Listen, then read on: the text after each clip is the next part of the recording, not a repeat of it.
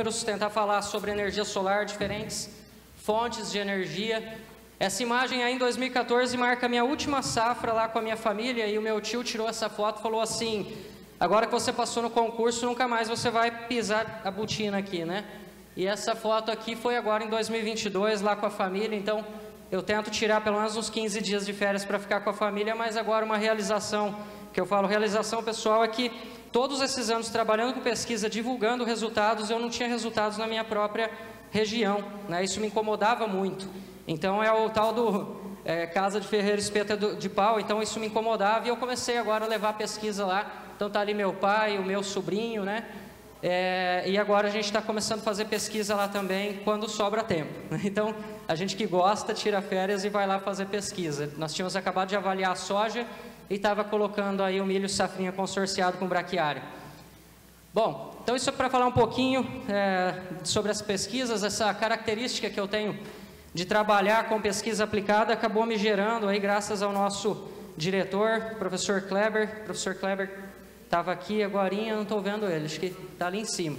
Então o professor Kleber, Kleber Augusto Gastaldi, nosso diretor, ele teve a ideia de trazer esse projeto que é chamado aí Fazenda Campo Escola, e me colocou para presidir essa comissão que faz a gestão do campus. Então, a ideia é que a gente via muitas vezes uma falta de histórico dentro da pesquisa, dentro do nosso campus experimental, né? Então, do nosso campus experimental. E eu digo sempre assim, como é que você vai ter um resultado confiável de pesquisa se você não tem o histórico do que estava sendo feito naquela área? Muitas vezes você chega, planta uma quadra sem uma delimitação correta, chega lá e ocupa, e ali poderia ter sido feito um trabalho de fertilidade ou um trabalho de calagem, onde metade da tua parcela pode ficar dentro de uma mancha de solo, e, enfim, né? Então nós procuramos organizar o campus, e está um trabalho bastante bacana. Aqui também é uma área com pivô, tá, gente? Então eu vou falar um pouco aqui de 5 safras seguidas de pivô de 2014 para cá. Safra 14 e 15 trabalhando aí com soja. Então 15 16, 16 17, 17 18, 18 19. Essa imagem é interessante porque isso é uma imagem de um drone comum, né? É uma imagem visível, não tem nada de sensor, não tem nada de maior tecnologia aí. E no visível a gente vê lá no canto direito da imagem, aquele zero é o nosso sequeiro. Então, quando eu faço um gradiente de umidade dentro do pivô, a gente sabe que tem redistribuição de água no solo. Então, sortear as lâminas de irrigação dentro de um pivô não é muito interessante. Então, a gente trabalha com gradiente de umidade, fazendo reposição de água de 0 até 100%, né? Nesse ano, já trabalhamos com excesso, com mais lâminas também. Mas o que eu quero mostrar para vocês é o fora do pivô. Isso aqui é uma área de 45% de argila em Chapadão do Sul, e uma região que chove 1.800 milímetros por ano, concentrados na época da soja, né? Quando eu cheguei lá, os alunos brincavam e falavam: professor, o senhor vai perder o emprego, porque aqui chove tanto, o senhor vai falar de irrigação aqui? Mas a realidade é que a chuva para final de março, início de abril, e depois só volta em setembro. Então o maior investimento que você tem, que é o custo da terra, o maior investimento é terra, o produtor está acostumado a deixar parado. Eu fiz uma safra boa ali no verão, quando chove, e estou tranquilo, agora eu deixo a terra parada e volto a plantar só em setembro, outubro. Então a gente tem feito esse trabalho, mas essa foto que eu estou trazendo é para mostrar que, primeiro, nós vemos, no visível a gente percebe ali as plantas entrando em ponto de murcha, né? Então o dossel das plantas ali, né, mais esbranquiçado, fechando estômago, dobrando a folha, né? Enrolando a folha. Mas mais ainda o que eu quero mostrar é o seguinte: essa área foi área de abertura em 2014, solo argiloso, mas nunca tinha visto soja, tá? Então nós sabemos que tem toda uma questão de rizoma, enfim, toda a questão agronômica desse solo para receber soja. E por que o sequeiro dentro do pivô está diferente do sequeiro ali no fundo? Vejam que as mesmas faixas que estão plantadas, claro, obedecendo a estatística, fazendo toda uma questão ali, né, de sorteio das faixas de plantio, mas fora do pivô, que é o canto aqui desse pivô, aqui embaixo da imagem, olha como está esse solo. Então, depois de 5 anos irrigando, tendo soja e tendo milho, foi só soja e milho nesse pivô, mas 5 anos com umidade favorável no solo, por que o nosso sequeiro dentro do pivô é tão melhor do que o sequeiro fora? Melhoria do solo, né, gente? Então nós sabemos que a manutenção da umidade favorável beneficia também os micro-organismos do solo, aumenta a matéria orgânica e assim por diante, né, gente?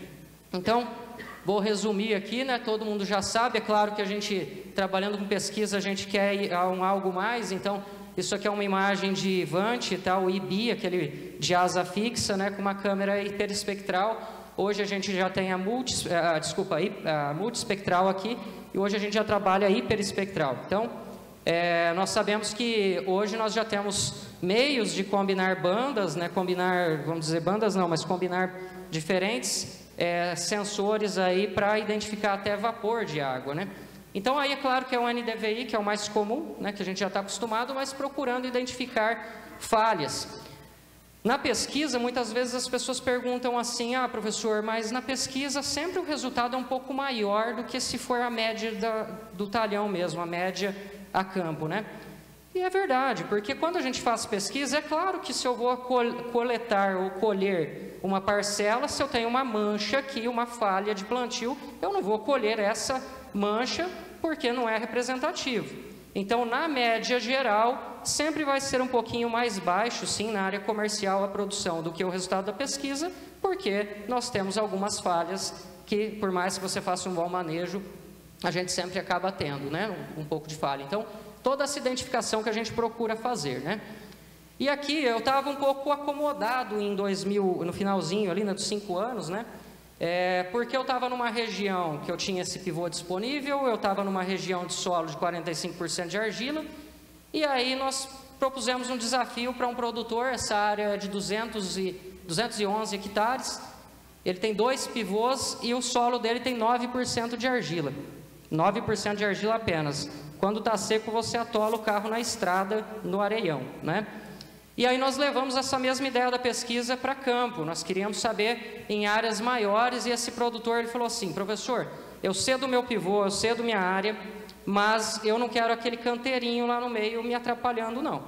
Se for para fazer experimento na minha fazenda, eu quero que você faça de fora a fora as suas faixas de plantio. Cada faixa dessa tem 2 hectares, tá? Então, cada cultivar que está colocado ali tem 2 hectares. E o interessante é que, por ser uma área grande, esse produtor tinha problema de manchas de nematóide em metade do pivô dele, praticamente. Então, aqui algumas imagens, né, da gente envolvendo o produtor, foi toda a máquina dele usada nesse experimento. Aqui é uma imagem de satélite de baixa resolução, mas só para mostrar ali onde que estava, então, a ideia do experimento, cruzando dentro e fora do pivô em vários pontos, para a gente poder coletar o máximo de repetição para ser representativo da área. E ali, só voltando um pouquinho, e ali o interessante é que já na próxima safra, esse produtor já teve um resultado de pesquisa, que foi o quê? Interessante para nós, o pior cultivar dentro da área com nematóide, com maior presença de nematóide no solo dele, a pior produtividade lá foi a melhor onde o solo não tinha nematóides, né? Não tinha tanta presença. E o contrário também foi verdadeiro. O melhor naquela área onde o solo estava mais saudável, digamos assim, foi o pior dentro do nematóide. O que esse produtor fez já na próxima safra? Dividiu o pivô no meio, botou o melhor cultivar dentro da área com nematóide, qual ia melhor lá, e botou o melhor cultivar no solo que não tinha nematóide. Resultado de pesquisa rápido, e aí eu falo assim, nós sabemos que nós precisamos, é importantíssima a pesquisa científica, os artigos científicos, nós somos muito cobrados por isso, mas nós não podemos esquecer de trazer resultado rápido e eficiente para o produtor também, né? Porque uma vez que você demore 3 anos, eu vou fazer uma pesquisa de 3 safras, 3 anos aguardando um resultado, ok, isso é importantíssimo e claro, estou falando, né, gente, existem pesquisas de todos os tipos, mas nesse sentido que eu estou trazendo a pesquisa aqui, se eu demoro 3 anos para fazer 3 repetições, lembrando que isso aqui é céu aberto, não é ambiente controlado, né? Então os anos também sofrem variações. Ok. Aí eu levo pelo menos mais 1 ano para terminar essa publicação e ela sair. Até chegar no público, eu estou sendo bem assim, 4 anos ainda é pouco, porque até a pessoa ler o trabalho de fato e aplicar, é mais ainda, né? 5 anos. Aquele cultivar já não existe mais. Depois de 4 anos, aquele cultivar não é mais plantado, pelo menos quando a gente fala de soja ou híbridos de milho. Então, nós não podemos demorar tanto para soltar a informação para o produtor. Acho que essa é uma das mensagens que eu gostaria de dizer aqui, né? Nós precisamos de uma maneira mais eficiente de trazer informação para o produtor. E rápido.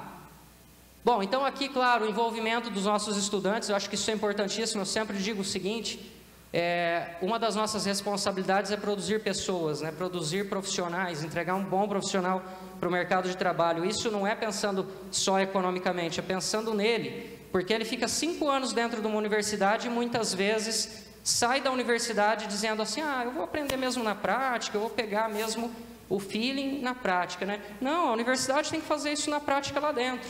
Então nós precisamos sim da teoria, mas precisamos melhorar a oferta das nossas práticas dentro da universidade. É claro, eu sei, a universidade pública passa por muita dificuldade, mas nós não podemos também só ficarmos nos escorando nessa desculpa. Eu acho que buscar parceria público-privada é o caminho. Então, a universidade não tem dinheiro, é verdade, a universidade não tem equipamento, mas vamos buscar. Se a gente quer fazer, eu acho que é possível, né? Enquanto não tivermos condições melhores de... Vou até parafrasear aqui um filósofo, né? Enquanto não tivermos condições melhores de fazer melhor ainda, né? Então, a gente vai fazendo como pode o nosso melhor. Ali está o Gabriel Loef, à direita ali da imagem, ele que hoje tem uma empresa, ele era estudante de TCC, saíram muitos TCCs e dissertações de mestrado aqui dessa área. O Kessler Rodrigues ali no meio, também profissional que está se destacando muito, então é um prazer apresentar o grupo, né, as pessoas que passam por nós e deixam um pouquinho deles e a gente deixa um pouquinho de nós neles, né? E ali também o Leonardo Bezerra, que é o atual mestrando nosso nessa área de recursos hídricos, tá? E esse outro aqui da esquerda eu não sei quem é não. Então, bom, aqui um pouquinho do que a gente vem fazendo. Uma vez que você tem irrigação, será que eu posso antecipar? Acabou o vazio sanitário da soja, será que se eu antecipar a soja, para aproveitar um pouco mais das chuvas para o milho, diminuir meu custo de energia? Porque se eu deixar para irrigar, para plantar o milho muito tarde, dependendo da região aqui no Cerrado, 100% da reposição vai ser via irrigação. Isso também impacta no custo de energia, no custo de aplicação. Então, será que se eu trazer a soja mais cedo, depois do vazio sanitário, vou mostrar resultados de 15 de setembro também que já plantamos, que é o final do vazio sanitário para nós. O que acontece com a produtividade, com as questões climáticas? Será que por causa dos dias curtos, dias longos, da quantidade, número de horas de luz solar, de brilho solar, será que eu vou ter influência na produtividade? Então, é isso tudo que eu vou mostrar para vocês aqui, tá? Agora, um resultado que essa imagem já explica. Às vezes as pessoas falam assim, mas a irrigação, ela às vezes encurta ciclo ou prolonga ciclo. Eu acho que nem tudo é aquela receita de bolo. Ali em cima nós temos uma faixa irrigada, agora nesse caso com aspersão convencional, fazendo uma faixa irrigada. Testamos 2 cultivares em 5 épocas de plantio, com e sem irrigação. Aqui o manejo é a reposição 100%, tá, gente? Eu não estou fazendo manejo aqui, é uma faixa molhada para identificar potencial produtivo de diferentes cultivares. Todo ano chegam novos cultivares no mercado. E olha o que aconteceu com a irrigação lá na cultivar 2, plantada no mesmo dia, a mesma faixa de plantio.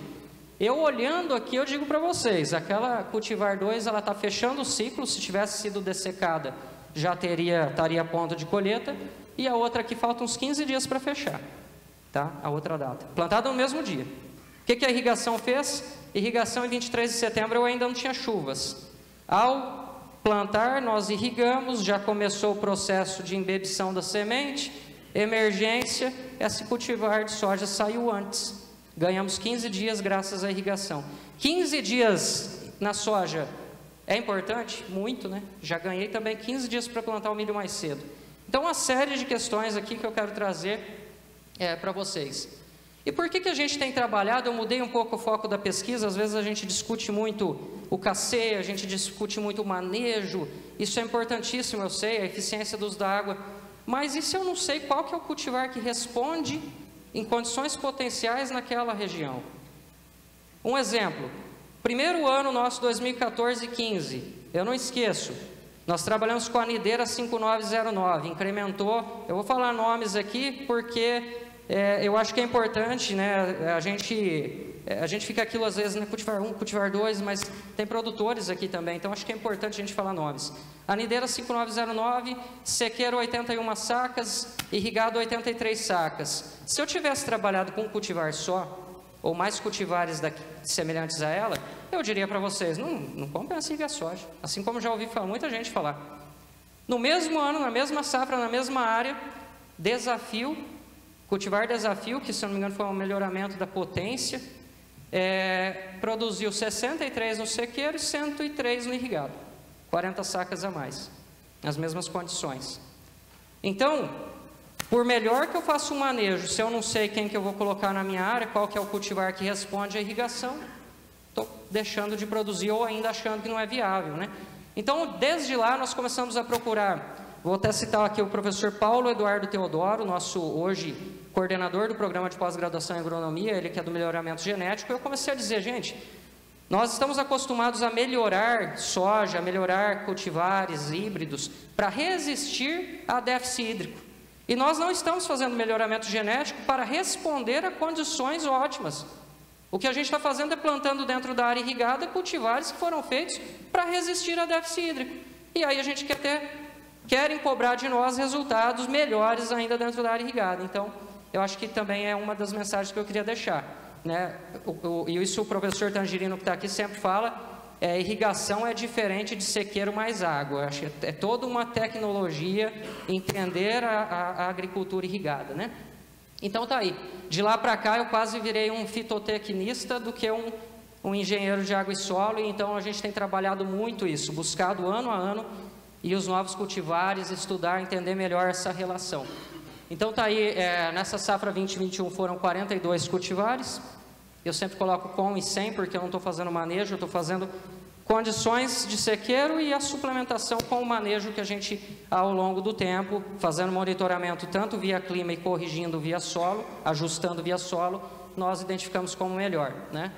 E aí mais uma foto do nosso campo escola, então potencial produtivo de 64 cultivares de soja com e sem irrigação foi essa última safra. Bom, isso foi muito prazeroso para nós, porque enquanto área experimental, está aqui o professor Kleber, nosso diretor, receberam uma edição de um evento que isso aqui é um rally que é feito por essa empresa, Desafios Agro, inclusive parceira nossa e também nossa patrocinadora aqui nesse evento. Essa empresa, ela trouxe a ideia do rally de regularidade para a pesquisa. Então, os pontos de passagem são os pontos de pesquisa, incluíram a área da universidade. E o Edson Borges sempre fala assim, e eu quero que você pode falar isso para todo mundo, o lugar de todo o nosso trajeto que mais teve participação foi na UFMS, foi lá na universidade. Então, conseguir trazer o produtor para dentro da universidade e mostrar isso com esse nível de pesquisa, nos deixa muito felizes, né? Então, a mesma coisa a gente faz para híbridos, né, épocas, e tudo isso é público, tá, gente? Então, depois vou deixar meus contatos. Isso aqui tudo está publicado e é um prazer para nós poder sempre e mais rápido possível após a pesquisa entregar esses resultados. Bom, então falando de números, como eu disse, eu não vou falar de taxa de juros, isso eu vou deixar para minha esposa, que é especialista em crédito rural, depois vocês procurem ela aí, tá? Então, tá lá, ó, 2014 e 15, nós tivemos aqui os resultados, é claro, do cultivar, que melhor respondeu à irrigação, né? De todos esses cultivares que a gente trabalha. O melhor resultado foi 103, lembrando, nunca tinha tido soja nessa área. Uma área de 45% de argila, mas que nunca tinha tido soja. Tá? Então, uma área de abertura, digamos assim, num solo argiloso. Né? Então, 103 sacas ali por hectare, contra 63, 40 sacas de diferença, e quando o nível de déficit e em que momento, em que estágio fenológico ele ocorreu, né? O principal momento ali sem chuvas. E assim por diante, 15 e 16 uma diferença de 7 sacas, depois 16 e 17, 34 sacas, foi o nosso recorde, tá, gente, até hoje, de produção lá em Chapadão do Sul, para as condições de Chapadão do Sul. E qual que era a ideia dessa área? Às vezes a gente ouve assim, mas a irrigação pode começar a inviabilizar o solo, problemas de manejo errado, enfim. E nós fomos seguindo, né, na mesma questão de perfil de umidade, né, de gradiente de umidade, mas o porquê que depois a gente tem uma queda? É porque nas 3 primeiras safras nós plantávamos em 15 de outubro, que é o que o zoneamento nos diz que é a melhor data para a região. E depois nós começamos a pensar, não, vamos fazer a agricultura contínua, né, que a gente vem falando agora muito, ou tentar as 3 safras, então vamos adiantar o máximo possível essa soja, para ver então o que a gente consegue de resultado aí, se cai muito. Realmente cai um pouco, mesmo com a irrigação, cai um pouco a produtividade ali, antecipando um mês antes, né? 15 de setembro, no final ali do vazio sanitário. Então, ali nós tivemos essas variações, nós fomos variando datas, tá? Buscando datas antecipadas e tá lá. Bom, uma diferença em 7 safras de 140 sacas por hectare. Em quantos anos se paga o financiamento de uma irrigação? Geralmente em 10 anos, 3 de carência, depende, né, muito aí das formas de financiamento, mas está lá. Então, eu vim falar de viabilidade econômica, mas eu deixo para fazer a conta, cada um aí, né, eu falo que sempre, eu estudo a viabilidade econômica, mas quem toma a decisão é o produtor, é do bolso dele, né, que vai sair o recurso, então eu tenho que mostrar os resultados, quem toma a decisão é ele, né, não é meu o dinheiro, é dele, então tá lá os nossos resultados, tá? 45% de argila. Aí vamos por uma área, para aquela área que eu mostrei para vocês anteriormente, lá dos 9% de argila apenas, tá, gente? E o que é interessante, eu não sei se essa imagem aqui está bem visível para vocês aí, mas o interessante dessa área é que esse produtor, ele comprou uma área de pastagem degradada, plantou soja, abertura. No segundo ano, ele foi ali e comprou a área do vizinho. Ele comprou a área do vizinho, plantou soja. Então ele tinha uma área com 2 anos de soja e uma área de primeiro ano. E no terceiro ano ele foi lá e comprou a outra área, mais estreitinho aqui, ele foi comprando os vizinhos. Ok, no terceiro ano ele botou um pivô na área total. Então no mesmo ano, mesmo sem ser ambiente controlado, a céu aberto, nós tivemos aí as mesmas condições climáticas, as mesmas condições na área total, mas com 3 históricos aí de área de abertura. 3 safras de soja, 2 safras de soja e primeiro ano de soja. Então esses resultados que eu quero mostrar para vocês agora nessa área. Tá aí os resultados, sequeiro, irrigado e a diferença. P1, P2 e P3 são as áreas, então, área de primeiro ano, área de segundo ano e área de terceiro ano. 7, 11 e 13 sacas, isso aqui foi lá em cima a soja, aqui embaixo o milho. No milho, 25, 36 e 58 sacas de diferença, tá? Em função, então, primeiro, segundo e terceiro ano após a área de abertura em pastagem degradada, tá? Agora, eu quero chamar a atenção para isso aqui, né?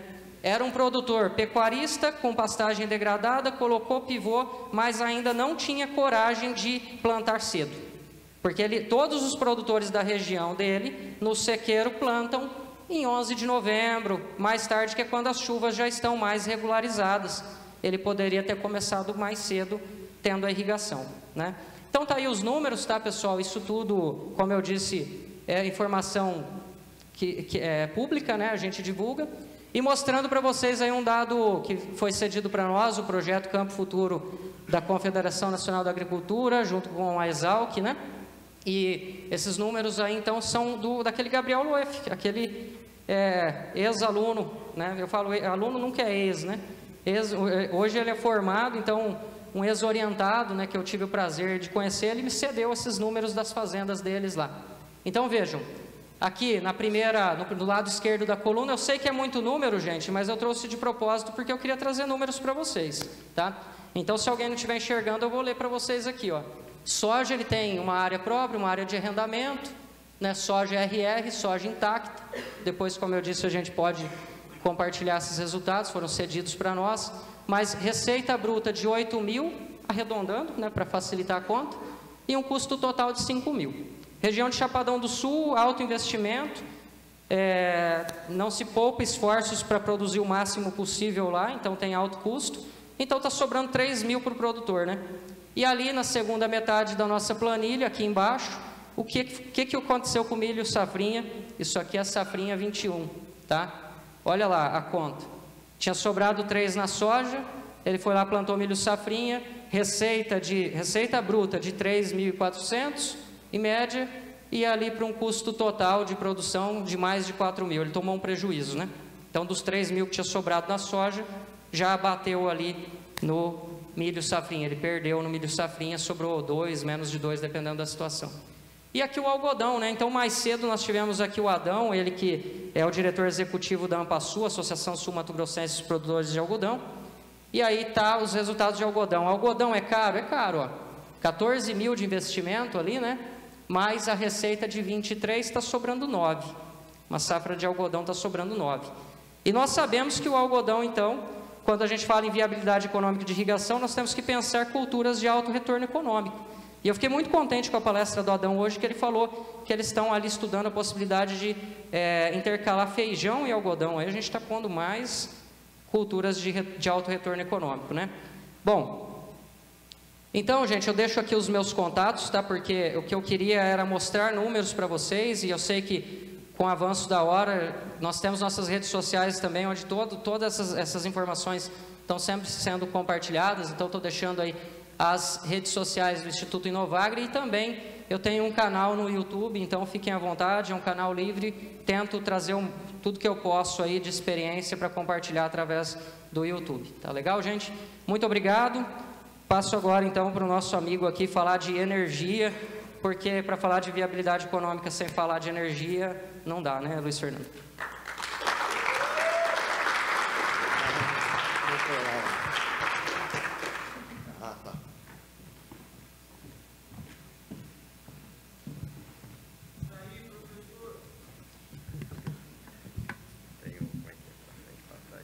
Eu tinha combinado um ponto.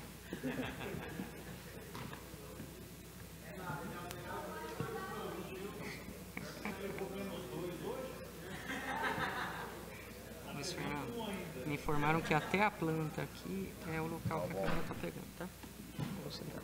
Então, enquanto abre aqui, boa tarde, né? Primeiramente, eu queria agradecer aí ao Instituto Inovagre pela oportunidade. Estou muito feliz de estar presente aqui, e, em especial o professor Ricardo Gava, aí ao professor Douglas e a Maiara. E eu vou falar um pouquinho dos aspectos aí voltados à energia elétrica. Eu sou engenheiro eletricista, sócio-diretor aí de uma empresa de engenharia elétrica, com especialmente energia solar. E agora eu vou descontar aí em vocês, porque o que eu ouvi aqui de KC, ETC, como que calcula ETC, agora eu vou falar sobre taxa de distorção harmônica, demanda, e eu quero que vocês todos entendam. É brincadeira, gente. É o seguinte, o meu objetivo aqui hoje para vocês é, igual o professor Ricardo falou, quando a gente vai falar sobre irrigação, né, agricultura irrigada, não tem como a gente separar, esquecer energia. E ainda é o que a gente muito vê no mercado. Então a gente vê aquele produtor que fez o projeto de irrigação, já comprou o pivô, comprou o aspersor, comprou às vezes a fazenda, né? Então pagou para fazer análise de solo super detalhada, né? E aí chega na hora de conexão de energia e não é possível. Então eu vou tentar explicar para vocês como que funciona esse trâmite. A gente falou esses 2 dias muito, né, na prática que a gente conhece, principalmente a realidade de Mato Grosso do Sul, como funcionam as redes, como a rede nossa é precária, mas aí eu trouxe algo mais visual para vocês entenderem como realmente é precário. Aqui eu separei uma parte só do mapa, né, é uma parte ali que pega entre Cacilândia e Chapadão. Aqui, para quem não conhece, é uma área que é muito boa de água, e pelo que eu ouço falar de vocês profissionais da agricultura, é um potencial muito grande teria aqui. E aí a gente pega o seguinte, esses são o mapa da rede que eu consegui na Energisa. A rede em vermelho, eu denominei, né, uma rede tronco, mas é chamado de T1. Então seria assim, uma rede onde eu posso conectar praticamente qualquer carga. Vamos resumir a história. As redes em azul seria uma rede intermediária, onde eu poderia conectar várias cargas pesadas, né? Quando eu estou falando de pivô, de sistema de irrigação, estou falando de vários motores, 150, 75, 200 CVs, às vezes vários. Mas se conectar vários sistemas mesmo nessa linha azul, muitas vezes a concessionária pede para reforçar a rede da linha azul até a linha vermelha. E essa rede T3, onde que pega a maioria, já é rede de distribuição já para as fazendas. Aqui eu coloquei que a maioria é monofásica, tá, gente? Mas não confundam, não é que toda a rede verde é monofásica, mas a maioria é monofásica. Inclusive aqui tem um produtor aqui no meio que ele é conectado nessa verde, tem uma rede muito boa e ele tem 2 pivôs, né? Mas aqui tem até um produtor, o Lucas, né? Estava conversando, o Lucas está aqui conversando. O Lucas é dessa região e ele tem projeto de 2 pivôs e hoje ele tem uma energia monofásica que mal atende as cargas lá da fazenda dele, que é basicamente residência e umas outras coisas a mais. Ele contando para a gente que sempre falta energia, ele precisa entrar com um gerador para cargas pequenas. Quando a gente fala em energia monofásica, a gente está falando de Mato Grosso do Sul, mas isso muda pouquíssimo para um estado para outro, 25 kVA. Traduzindo isso, 25 kVA seria uma residência, com um chuveiro, até uma residência boa, uma fazenda aí assim, que tem uma residência, alguma coisinha ou outra, mas muito longe de sistemas de irrigação, quando a gente está falando que a gente precisa de 300, 400, 500, até mais kVA. Então, né, aqui pode ver quanto a gente está distante. Ontem, quem estava aqui, o superintendente Beretta mostrou o mapa. Eu até perguntei se a gente contrapôs o mapa de rede de energia. Não tem esse estudo ainda, mas eu tenho quase certeza que as regiões que possivelmente ainda são agricultáveis casam exatamente com locais onde não tem demanda de energia. Aqui, Ricardo, você saberia me falar qual que é o potencial mais ou menos, ou qual é a área aqui, meio no chutômetro?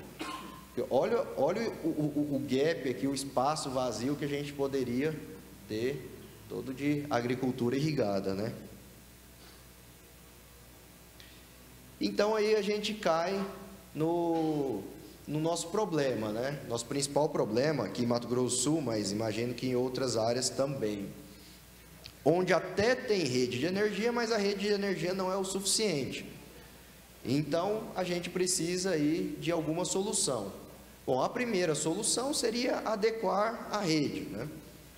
E a segunda opção seria soluções alternativas, no diesel, solar, como a gente vê que acontece por aí. Então, a primeira solução sempre é a mais, não vou falar viável, mas sempre é a primeira ideia. E aqui, eu queria mostrar para vocês como funciona esse processo nas concessionárias, para que vocês, principalmente que é da área, já comecem a ficar esperto. Aqui até uma provocada, né, principalmente para os produtores finais.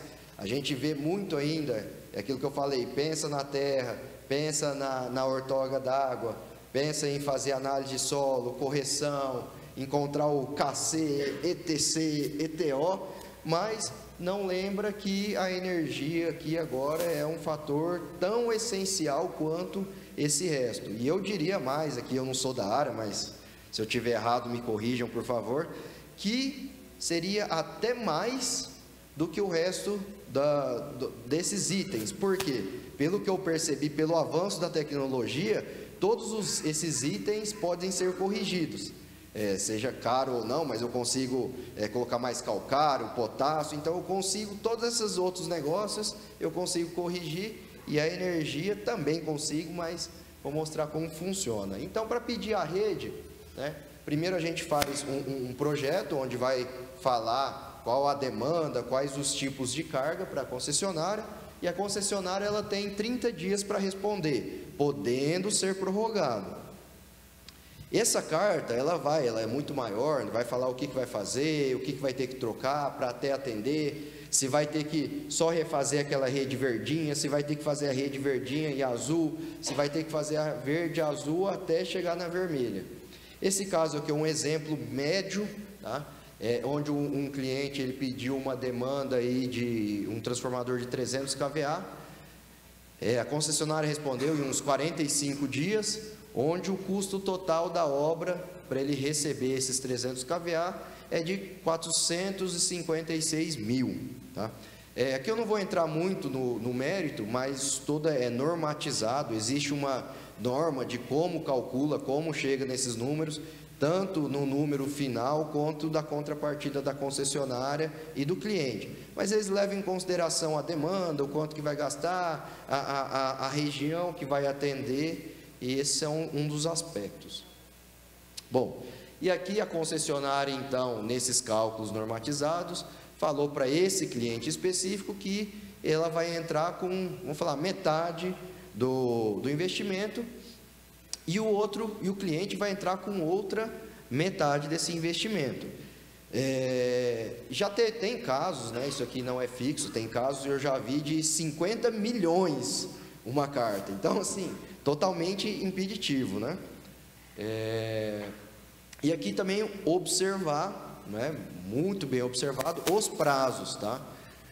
Aqui nesse caso a concessionária pediu 240 dias após o pagamento da contrapartida do cliente, então podendo ser prorrogado, que aqui nas letras miúdas depois eles falam que caso haja algum imprevisto, eles podem prorrogar isso por mais 120, 400 e 240 dias. Então note, quem está pensando em fazer irrigação, eu recomendaria já começar a pensar hoje, para talvez no final do ano que vem tá com esse negócio rodando, tá? Se der certo antes, ótimo, beleza, mas para não frustrar nenhuma das expectativas, né, pensa em algo em torno de 1 ano e meio para frente. Lembrando, pessoal, que, né, o que a gente falou ali atrás é o que a concessionária fala de melhoria de rede, aqueles pontos verde, azul, que ela vai melhorar, consertar para te atender naquela carga.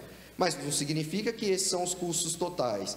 Chega ali na sua propriedade, você tem que fazer o posto de transformação ou rebaixamento, que a gente chama de transformador ou subestação, né? O subestação é o termo mais correto, porque o transformador seria só a peça do transformador. A subestação envolve toda aquela proteção, para-raio, cabos e tudo mais. Eu trouxe um dado aqui de um valor referência, né? Só que aqui, esse valor de 1 milhão está uma subestação e um grupo gerador, mas separando em miúdos aqui, o gerador custaria metade e a subestação metade. Então nota que esse cliente aí aqui gastaria mais 500 mil de parte de transformação dele.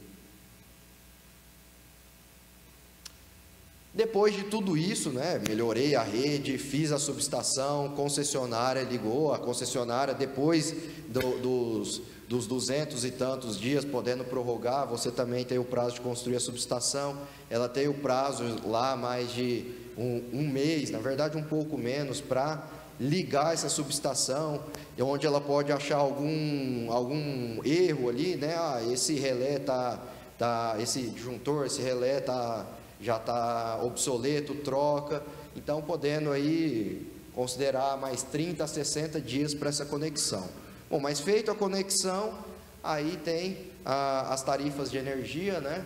O consumidor irrigante, aqui não vou entrar em cada uma, mas o ponta, fora ponta, é o que todo mundo conhece, a demanda, mas lembrar também que o consumidor irrigante, ele tem uma tarifa diferenciada no horário de madrugada, que é o horário reservado, diferente de consumidor residencial e outros consumidores, aí vamos falar assim, convencionais, que ele é muito barato, né?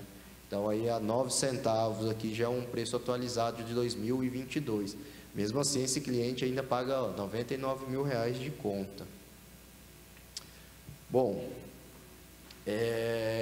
lembrando, tá, isso aqui também muita gente esquece, que eu não lembro exatamente o ano que entrou, 2012, 13, 15, mas o produtor rural, o cliente rural, ele paga uma tarifa mais barata de energia que os consumidores convencionais, né?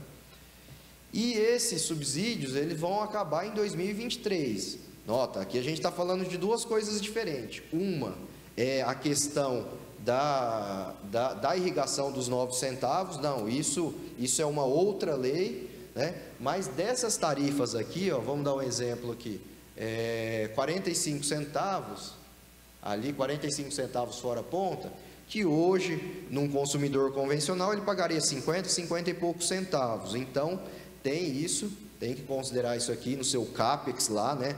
Na hora de montar o seu CAPEX da operação da irrigação, pivô, compra de materiais e compra da parte elétrica.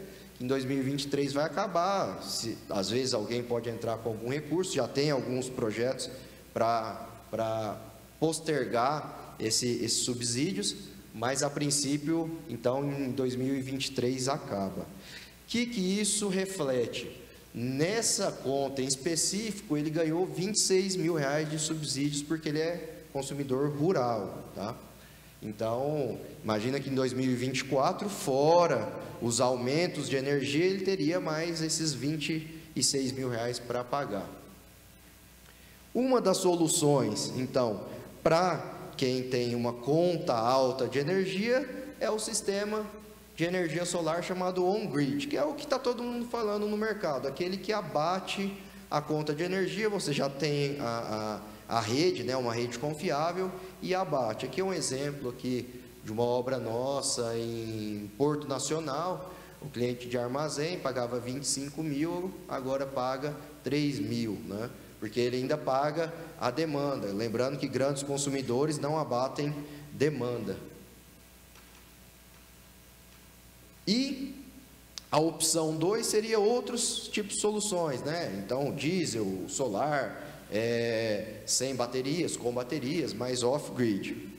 Aqui eu trouxe um artigo, tirei de um artigo, onde ele mostra que o break-even, quando ele comparou bombas a diesel com bomba solar.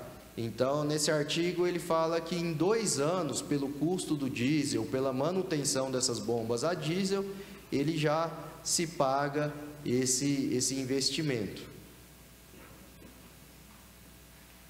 Esse é um outro case nosso, que é um caso de off-grid, que seria sem depender da rede de energia.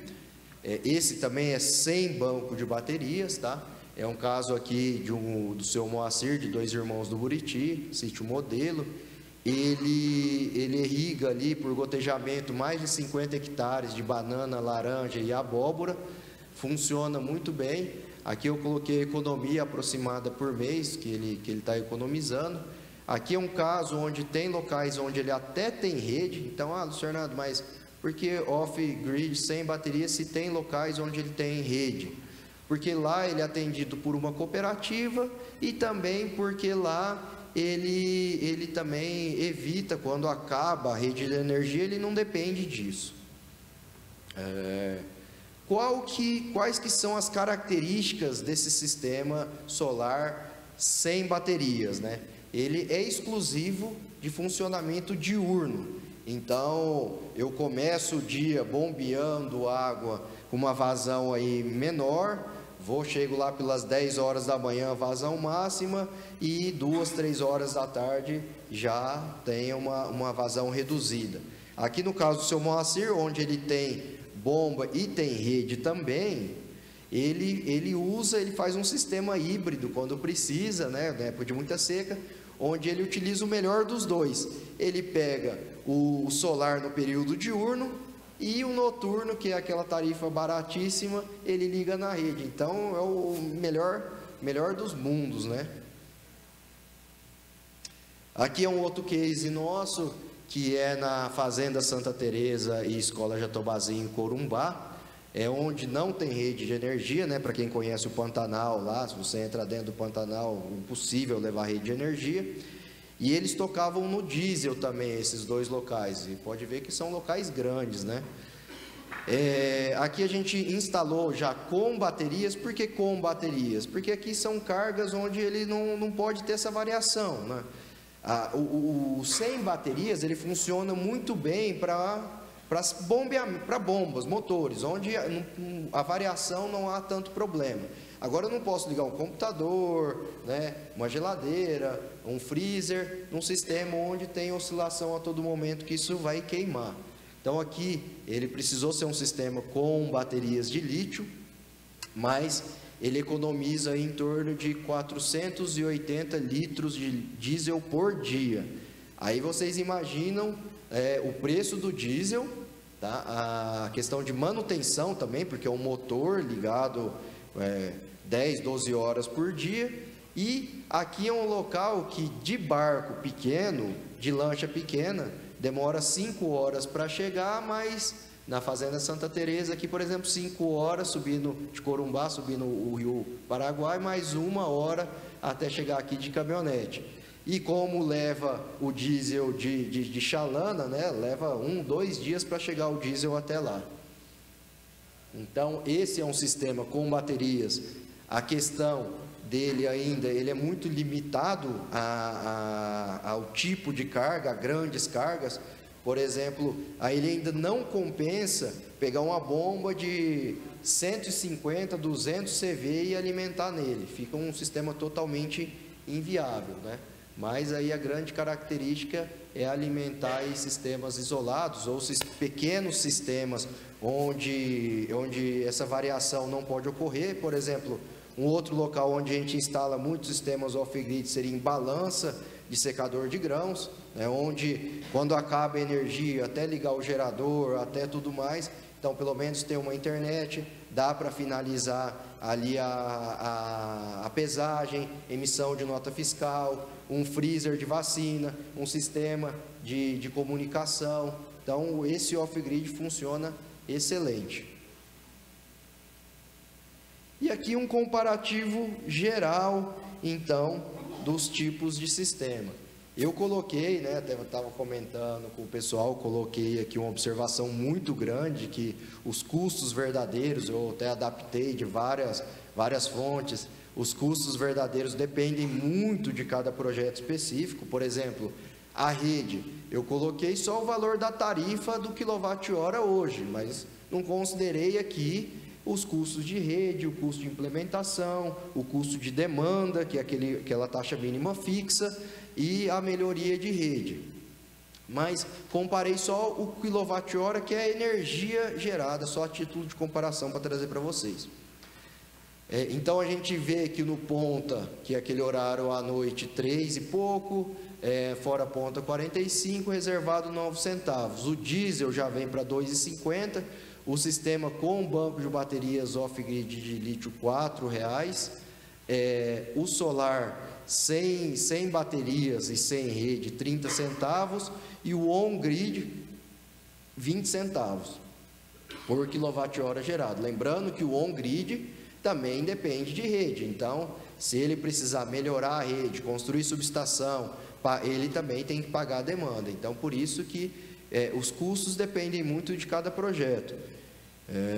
Antes que me perguntem já, né? Mas então, senhor Fernando, você acabou de mostrar um sistema no Pantanal que foi substituído um diesel por baterias. E aqui você, já logo no próximo slide, fala que a bateria é muito mais cara. Lá, eles têm uma característica de uma carga ser residencial, né? É um estilo lá, pelo tipo de aplicação residencial, escolar, onde a gente fala que a demanda, a ligação de todos os equipamentos, ela é muito baixa. Igual nas nossas casas, por exemplo, né? A gente tem lá 10, 20, 30 tomadas, 20 lâmpadas, 2 chuveiros, 3 ar-condicionados, mas a gente não deixa tudo isso ligado ao mesmo tempo. No caso da escola Jatobazinho, eles teriam que deixar ligado um gerador grande todo o tempo, para que qualquer hora que ligasse câmera fria, qualquer hora que ligasse qualquer carga, ele atendesse. Então esse gerador ficava gastando aí as 12 horas ligado. É claro que o gasto um pouquinho menor de quando ele está a todo vapor, mas ele ficava ligado às 12 horas. Então, quando a gente substitui pelo off-grid, então o sistema começa a compensar. Então, por isso, novamente, usem esses dados aí com muito cuidado, porque tem todas essas particularidades. Outra coisa, eu não posso considerar um sistema off-grid sem banco de baterias igualmente os outros. Então, por exemplo, eu pego um sistema com rede de energia diesel, né? O on-grid, que é com rede também, não muda nada, ele é muito mais confiável, né? No sentido de segurança, de manter uma demanda fixa. Quando eu pego um sistema off sem baterias, ele vai trabalhar com a variação do sol período diurno. Então, esse é um dos desafios que a gente quer implementar aí, quer validar na irrigação. Bom, aí aqui, por fim, a Brasol está fechando algumas parcerias com o Instituto Inovagre, né? A nossa ideia, por tudo que foi falado no evento, o secretário, o superintendente Beretta mostrou a preocupação também do governo, que não vai atender, tá, a todas as demandas. A concessionária privada não tem interesse nenhum de gastar milhões para levar a rede até aqueles produtores. O governo, né, eles até, vamos falar assim, falam, mas é difícil também o governo entrar com uma contrapartida dentro de uma empresa privada, né? Como é que eu presto contas para falar que eu, governo, estou investindo na rede da Energisa, que é uma empresa privada? Então, a gente sabe que isso dificilmente vai acontecer ou vai acontecer pontualmente. A nossa ideia, então, é tornar científico coisas que a Brasol, ela já tem muitos projetos, mas é puramente empírico, né? Não entrou nesse campo científico, e pesquisar, né, por aqueles projetos que o professor Ricardo mostrou, com sistemas off-grid, sem e com baterias. As bombas maiores de 100 CV, 75 CV, no off sem baterias, trabalhando exclusivamente no período diurno. Aí o professor Tangerino vai calcular o nosso KC, lá, nosso ETO, ETC lá, para ver se convém a evapotranspiração irrigando especialmente no período diurno, e um pequeno sistema off com baterias para o sistema de controle ali e avanço do pivô. É isso que é a nossa vontade agora, de validar esses sistemas, porque se a gente voltar lá no mapa do Beretta, junto com o mapa da rede de transmissão, aqui que eu mostrei para vocês, a gente atenderia uma gama aí, vamos falar lá do mapa do Beretta, a gente tem 10 milhões de hectares para atender dessa forma, só no estado de Mato Grosso do Sul. Quer falar alguma coisa sobre essa ideia nossa, professor Ricardo?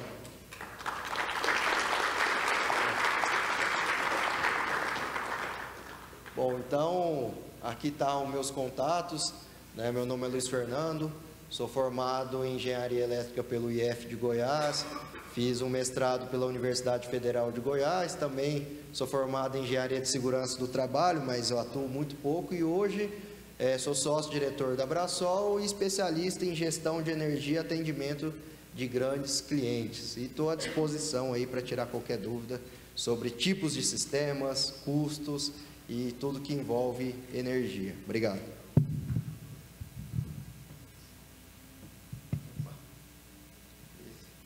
Bom, gente, então, Luiz Fernando, muito obrigado, né, pela parceria. O Luiz Fernando conversando sobre várias possibilidades, né, ele que tem toda esse know-how, né, especialista nessa área, que para nós da agricultura irrigada é tão importante entender um pouco melhor de energia e das possibilidades, né.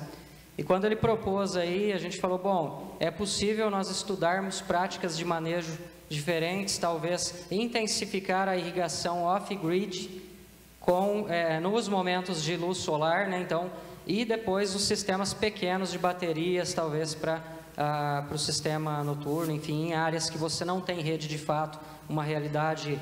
Você até me perguntou se eu tenho ideia daquela distância das duas redes em azul. Ali a gente está falando de mais de 100 quilômetros de distância, né? Nosso estado ele tem muitos pontos, a gente fala pontos cegos, de mais de 100 quilômetros. Isso vale para a estação pluviométrica, até mais de 200 quilômetros de rio sem medição de vazão.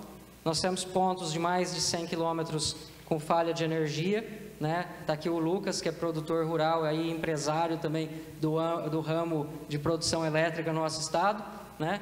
Então sabe do que a gente está falando.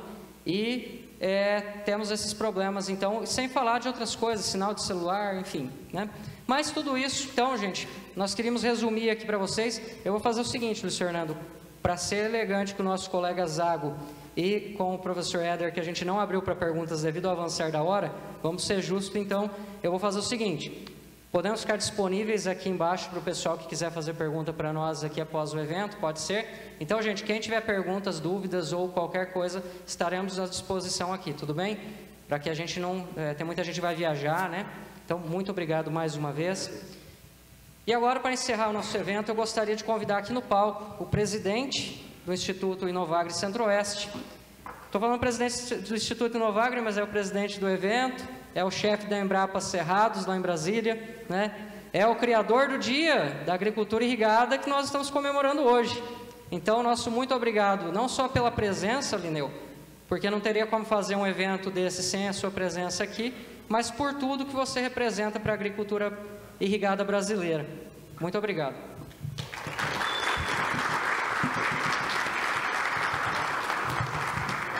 Obrigado, Gavon. É um prazer, né, estar aqui. Eu acho que nesses momentos a gente revê os amigos, uma vantagem, acho que nós poucos ficando velho, que você tem muitos amigos, né?